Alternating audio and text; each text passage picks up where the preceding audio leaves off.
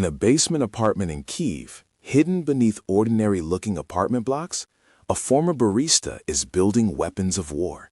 No military training, no defense contract, no billion-dollar factory. Just a soldering iron and a table full of parts that cost less than a pair of sneakers. This workshop turns out 100 attack drones every single month.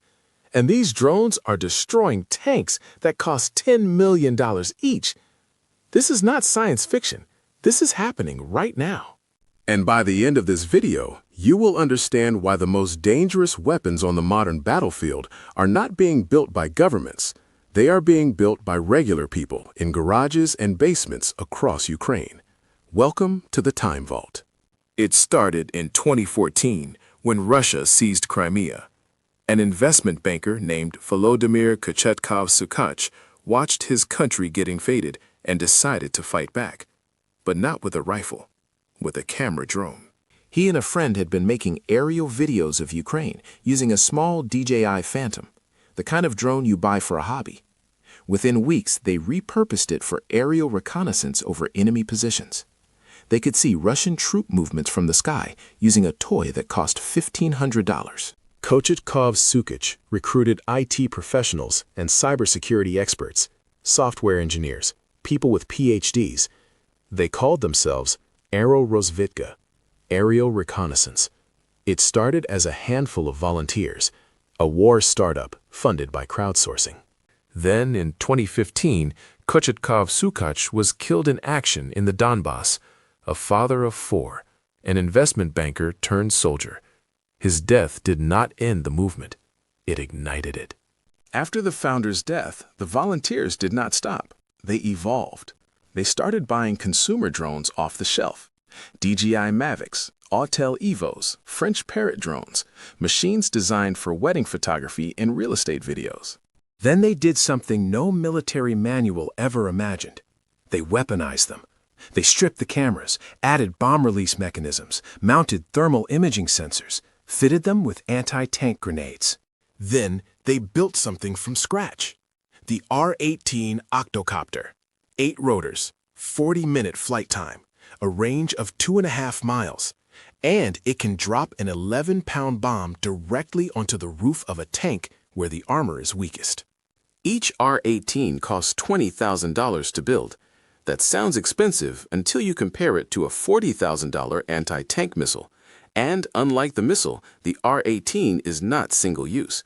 If it survives the mission, it flies again tomorrow. Aerorozvidka fights like no military unit in history. They move through forests at night on quad bikes, wearing night vision goggles, carrying sniper rifles as backup. They set up in concealed positions and launch their drones in total darkness. Their thermal cameras see everything. Every tank, every truck, every soldier. The Russians cannot see the drones at night. They cannot hear them until it is too late.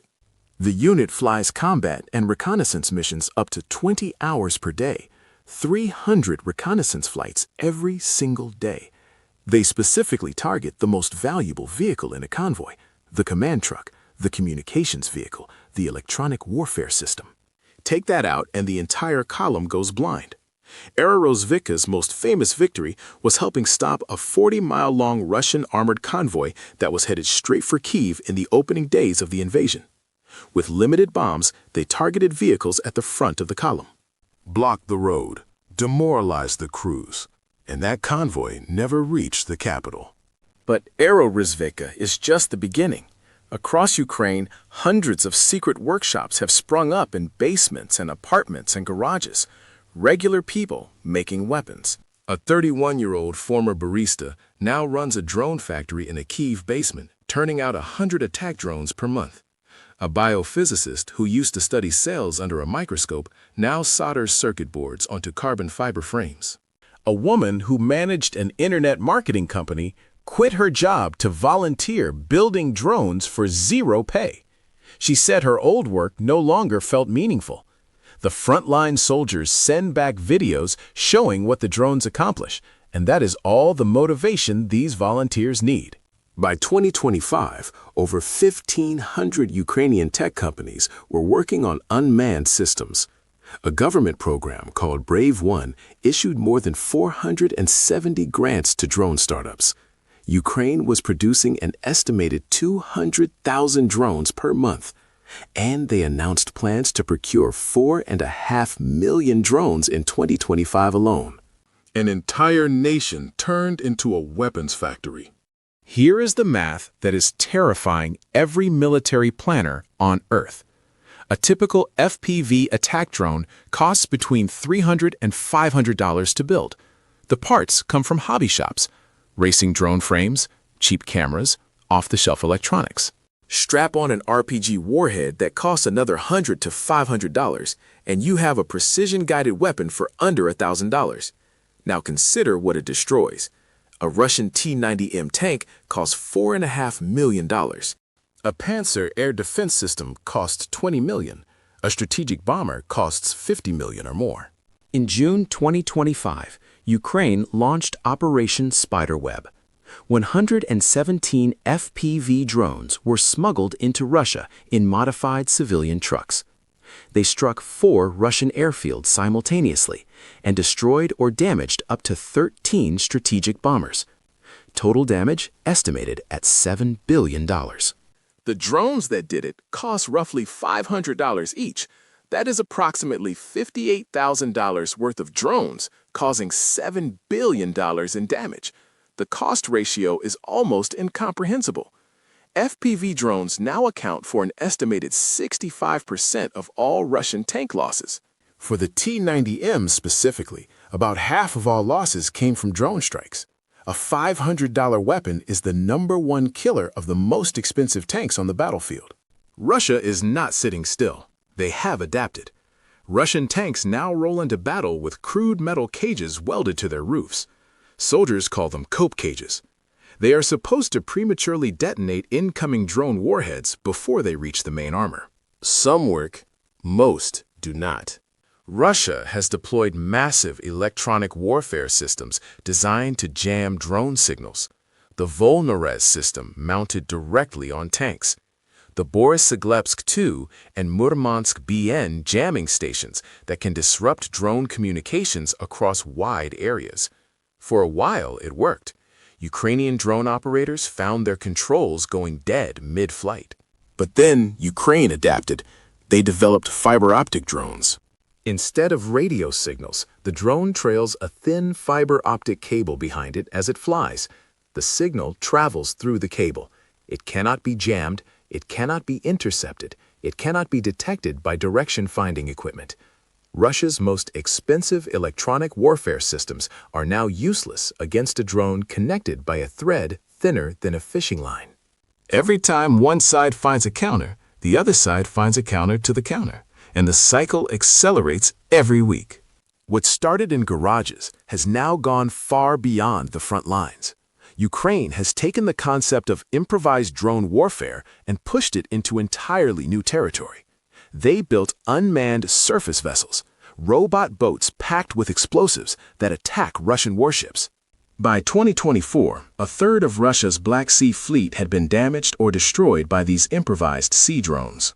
When Russia adapted and hid its ships in port, Ukraine adapted again. They converted sea drones into aircraft carriers. Small boats that sail near the Russian coast then launch FPV drones to strike targets on land. In January 2026, sea drone carriers launched FPV drones that destroyed Russian Panzer air defense systems worth $20 million each. Then Ukraine went even further. They modified Magura sea drones to carry American Sidewinder missiles and used them to shoot down Russian fighter jets over the Black Sea. A drone boat worth $300,000, destroying fighter jets worth tens of millions. One of Russia's top war correspondents wrote that the Russian Navy does not know where to hide anymore. The abbreviation Black Sea Fleet, he said, is practically absent from the context of the war. All of this started with a few volunteers and a hobby drone. Every military on Earth is watching Ukraine right now, and what they see terrifies them. The lesson is simple. You do not need a billion-dollar defense industry to build weapons that can destroy the most advanced military hardware on the planet. You need a basement, some hobby parts, and people smart enough to put them together. Nations are already rethinking their entire military strategies. Why spend $10 million on a single tank when a $400 drone can destroy it? Why build a $20 million air defense system when a fiber optic drone can slip past it undetected? The traditional calculus of military power, bigger budgets mean stronger armies, may no longer be true. Smaller nations with innovative populations can now challenge superpowers using technology that costs less than a used car. Ukraine has proven something that will reshape warfare for the next 100 years. The most dangerous weapon is not the most expensive one. It is the one that anyone can build. It started with an investment banker and a hobby drone. It became a movement that changed the face of modern warfare forever. Regular people with no military training, building weapons in basements that are destroying billion-dollar armies. If this video opened your eyes, smash that subscribe button and hit the notification bell so you never miss another video from the Time Vault. Drop a comment below and tell me, do you think garage-built weapons will make traditional armies obsolete?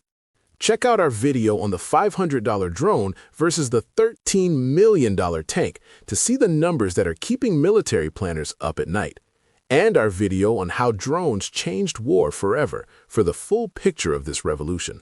I will see you in the next one.